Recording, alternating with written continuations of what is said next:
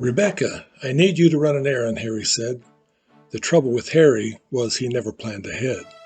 He was notorious for the frenzy he'd create, and he would go psycho if you dared to hesitate. "Take this valise up to Marnie Lake without delay. Hitchcock is the lodger at a private getaway. Go north by northwest about 10 miles or so. At Saboteur Road, turn right at a chateau." "But it's late and Halloween," she thought to protest, but with great suspicion knew to let it rest. She thought what this last-minute trip was about. Something terrible, without a shadow of a doubt. He has always been the man who knew too much, who never liked to share all his dealings and such, like a foreign correspondent on a secret mission, hoping to catch a thief, seemed his great ambition. She set out carrying the briefcase with its lock. By the time she hit the road, it was after 6 o'clock. She found the turnoff and proceeded up a slope, through a tunnel of trees, like a meandering rope. Suddenly, at a clearing, a sign read Bates Motel, and behind, a mansion cast an ominous spell. Was a woman in the window? She wasn't certain. Then the lady vanishes behind a torn curtain. Round a corner, ravens and crows gave a scare. It seemed like the birds were perched everywhere. She took it slow and checked her rearview mirror. Through her rear window, the road began to clear. When past, to her left was a sign for Manderley, and an imposing castle at the end of a pathway. A great blazing fire glowed from the shire. A woman at a window was consumed by the fire. At the next turn, what stood out as she drew near was a creaking windmill with the sign Van Meer, and a ghostly figure that looked like a guard carrying a weapon and roaming round the yard.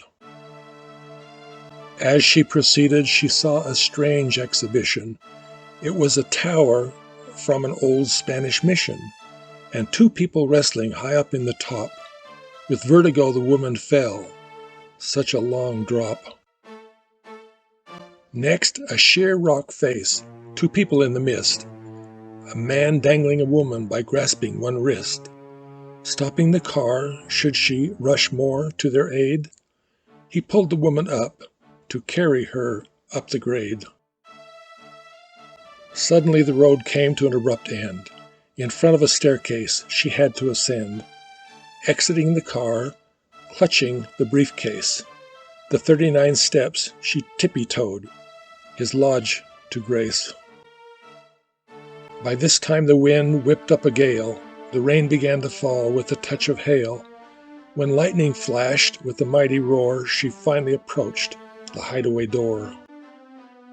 To Jimmy the handle seemed the best plan. The door swung open to a short, portly man. "Good evening," was his typical greeting.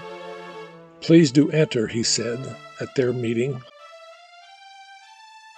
He bid her sit down as he reached for the case, clutched it in his arms with a mighty embrace.